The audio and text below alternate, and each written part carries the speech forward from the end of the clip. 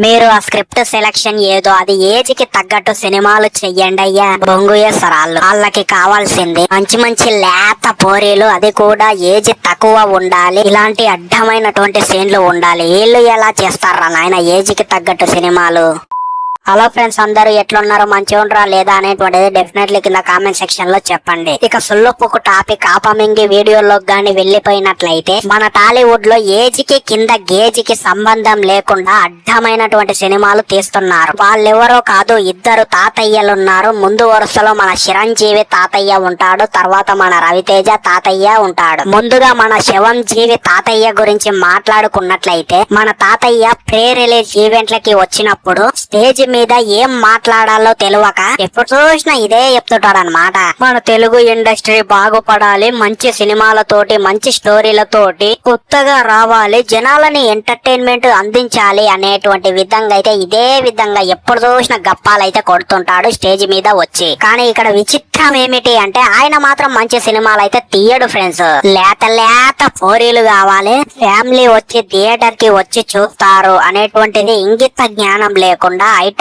సాంగ్లు కావాలి. దానికి క్రింజ్ యాడ్ చేస్తే దానికి ఇంకా డబల్ తోడు అన్నట్టు శ్రీముఖి ఆంటీ తోటి ఇలాంటి శ్రీముఖి ఆంటీ నడుముని చూసి ఇలాంటి సొల్లు కార్చుకునేటువంటి సన్నివేశాలు కావాలి. సో ఇలాంటి దరిద్రమైనటువంటి సీన్లు చేసి ఇలాంటి దరిద్రమైనటువంటి ఏజ్ కి తగ్గట్టు సినిమాలు చెయ్యకుండా మన శివంజీవి తాతయ్య స్టేజ్ మీదకి వచ్చి ఎందుకు ఆ నీతులు చెప్తాడో ఎవ్వరికి కూడా అర్థం కావట్లేదు. అదే విధంగా నాకు కూడా అస్సలు అర్థం కావట్లేదు ఫ్రెండ్స్. అదే విధంగా ఈ శివశంకర వెర్రి ప్రసాద్ సినిమా థియేటర్ లో అంతగానం ఎగవడి 100, 200, 300 టికెట్ ప్రైసెస్ పెట్టి పిచ్చోళ్ళలాగా ఆ సినిమాని ఎందుకు చూస్తున్నారో నాకైతే అర్థం కావట్లేదు అన్నమాట.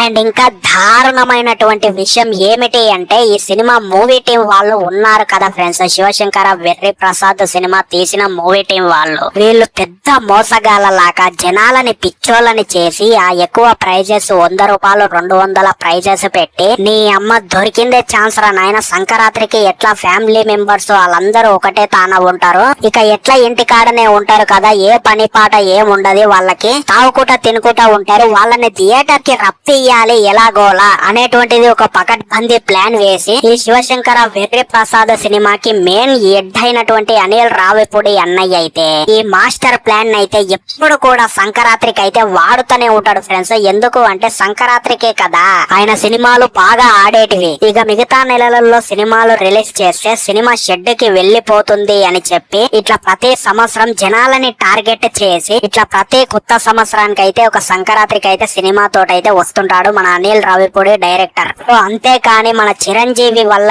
అయితే ఈ సినిమా అయితే హిట్ అయితే కాలేదు ఫ్రెండ్స్. మన వెంకటేష్ అన్నయ్య వల్ల యాక్టింగ్ వల్ల హిట్ అయ్యింది. అదే విధంగా ఈ సినిమాకి భారీ ప్రమోషన్స్ తెచ్చినటువంటి అనిల్ రావిపూడి డైరెక్టర్ వల్లనే హిట్ అయిందనమాట. సో ఈ విధంగా సినిమా హిట్ అయితే మన చిరంజీవి తాతయ్య పిఆర్ టీమ్ ఏమో మా చిరంజీవి వల్లనే హిట్ అయ్యింది అని చెప్పి భజన కార్యక్రమాలు చేస్తున్నారు. అదే విధంగా సొల్లు అయితే మింగుతున్నారు అనమాట. అండ్ ఇక ఇంకో తాతయ్య గురించి మాట్లాడుకున్నట్లయితే, మన రవితేజ తాతయ్య అసలు ఈయన ఏం చేస్తుండో ఏం సినిమాలు తీస్తున్నాడో ఆయనకే అర్థం కావట్లేదు. ఆయన ఫ్యాన్స్ కి కూడా ప్రతి సినిమాకి ఆ బ్యానర్లు వేపించి వాళ్ళకి కూడా యాస్ట్ వస్తుంది, కానీ ఆయనకి మాత్రం యాస్టక్ అయితే వస్తలేదు ఫ్రెండ్స్. ఎందుకు అంటే సినిమాలు అయితే తీసుకుంటైతే వెళ్లిపోతున్నాడు అనమాట. ఒక స్టోరీ చూస్తలేడు. అసలు నేను ఏ సినిమా చూస్తున్నాను, జనాలు నా సినిమాలని పట్టించుకుంటున్నారా అసలు బయట థియేటర్ల దగ్గర అనేటువంటిది ఏది కూడా పట్టించుకోకుండా డబ్బుల కోసము అదే విధంగా మంచి మంచి అమ్మాయిల కోసం అయితే సినిమాలు అయితే తీసుకుంటైతే వెళ్లిపోతున్నాడు ఫ్రెండ్స్. శివుడి తాతయ్యనే అంటే శివుడి తాతయ్యని మించిపోయే విధంగా డామినేషన్ చేసేటువంటి విధంగా అయితే బిహేవ్ అయితే చేస్తున్నాడు అనమాట. మీరు ఒకసారి రవితేజ అన్నయ్య సినిమాలల్లా ఒకసారి హీరోయిన్ల ఏజ్ ని గమనించండి ఫ్రెండ్స్. మాక్సిమం 30 సంవత్సరాలు లోపే ఉంటారు. అంతకు మించి ఏజ్ ఉన్నటువంటి హీరోయిన్లను అయితే ఈయన రీసెంట్ టైమ్ లో తీసినటువంటి సినిమాలలో అయితే నేనైతే చూడలేను ఫ్రెండ్స్. సో మరి ఎందుకు ఈ విధంగా ఇంత దరిద్రంగా బిహేవ్ చేసుకుంటా అడ్డమైనటువంటి సినిమాలు వీళ్ళిద్దరూ తీస్తున్నారో నాకైతే ఏం అర్థమైతే లేదు. ఫస్ట్ రోజే నేను థియేటర్ కి వెళ్ళినప్పుడు మన రవితేజ అన్నయ్య సినిమాకి మాక్సిమం అప్పట్లో క్రాక్ సినిమా అప్పుడైతే హౌస్ఫుల్ అవుతుండే. నిండుతుండే. కానీ ఇప్పుడు తీసేటువంటి సినిమాలకైతే సగం కూడా అయితే ఎవ్వడు కూడా నిండుతలేదు. ఆయన ఫ్యాన్స్ మాత్రమే వస్తున్నారనమాట థియేటర్ దగ్గరికి అయితే. ఎందుకంటే ఫ్రెండ్స్ జనాలకి కూడా యాస్పెక్ట్ కొట్టిందనమాట ఈయన తీసేటువంటి ఇలాంటి దరిద్రమైనటువంటి ఏజ్ కి తగ్గట్టు సినిమాలు చేయకుండా మొన్ననే డిగ్రీ అయిపోయినటువంటి పాపలతోటి సినిమాలు తీస్తున్నందుకు. సో ఫైనల్ గా అయితే వీడియో అయితే ఇదే ఫ్రెండ్స్. మరి మీకు ఈ వీడియో ఏ విధంగా అనిపించింది, మంచి అనిపించిందా అనేటువంటిది డెఫినెట్లీ కింద కామెంట్ సెక్షన్ లో చెప్పండి. మన ఛానల్ ని సబ్స్క్రైబ్ చెయ్యండి. ఇలాంటి జెన్యూన్ వీడియోలు, ఇలాంటి కంటెంట్, క్లారిటీ కంటెంట్ వీడియోలు అయితే మన ఛానల్లో రెగ్యులర్ గా వస్తుంటాయి అన్నమాట. సో అందుకే సబ్స్క్రైబ్ చెయ్యమని రిక్వెస్ట్ చేస్తున్నాను. సో మరి ఉంటాయి ఇంకో రేపటి చక్కటి కంటెంట్ తోటి మళ్ళీ కలుద్దాం. Signing off, by.